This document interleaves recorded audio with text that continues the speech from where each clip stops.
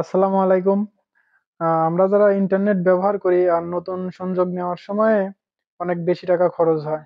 তো আমরা সবসময় চেষ্টা করি কম দামের মধ্যে ভালো রাউটার কোনটা, মানে মিড বাজেটের মধ্যে ভালো রাউটার কোনটা। সচরাচর 1400-1500 টাকার মধ্যে আমাদের বাজেট হয়, আর এই বাজেটের মধ্যে আজকে দেখাবো সব থেকে ভালো রাউটার কোনটি। তো আমাদের এক্সপিরিয়েন্সে যেটা পাইছি, এতদিনে অনেক রাউটারই দেখছি এই দামের মধ্যে। আপনার 1500 টাকার আশপাশে আছে টিপি লিঙ্কের 841N, এখন একটু বাড়তি 840 বা 845, আবার টেন্ডার F6, আরো অনেক কোম্পানি, মার্কিউসিস, তারপরে হচ্ছে আপনার আইবেল, অনেক কোম্পানি আছে। তো এর মধ্যে আমি যতগুলা রাউটার দেখছি তার মধ্যে সব থেকে ভালো রাউটার হচ্ছে এটা, নেটিস। তো এটা হচ্ছে W2409E।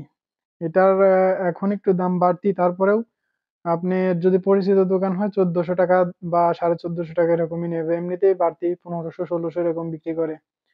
তো আজকে এটা দেখাবো যে আসলে এই বাজেটের মধ্যে সেরা রাউটার।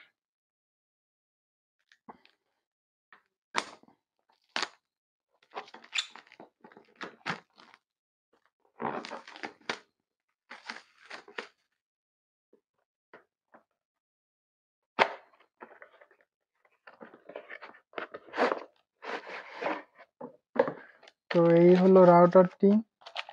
এখানে রাউটার পাবেন, একটি বুক পাবেন, অ্যাডাপ্টার আছে, আর একটা শর্ট কেবল আছে। তো রাউটার মধ্যে যেগুলা থাকে আর কি, এই। তো এইখানে রাউটারের কনফিগার সবকিছু দেওয়া আছে। আর সব থেকে বড় কথা হলো এই রাউটারটির রেঞ্জ অনেক বেশি।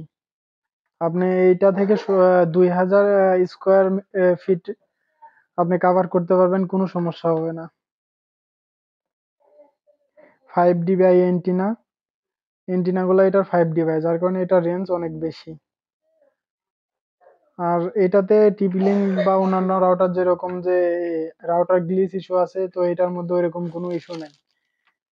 যতগুলা রাউটার আমরা ব্যবহার করছি এই বাজেটের মধ্যে, ডুয়েল ব্যান্ডের রাউটারের কথা আলাদা, কিন্তু এটা সিঙ্গেল ব্যান্ডের মধ্যে এই রাউটারটি সব থেকে বেস্ট। তো আশা করি আপনারা যদি এই রাউটারটি কেনেন এই 1500 টাকার মধ্যে, তাহলে সব থেকে ভালো ফিডব্যাক পাবেন। তো আজকের ভিডিওটি এই পর্যন্তই। ভালো লাগলে চ্যানেলটি সাবস্ক্রাইব করুন। ধন্যবাদ।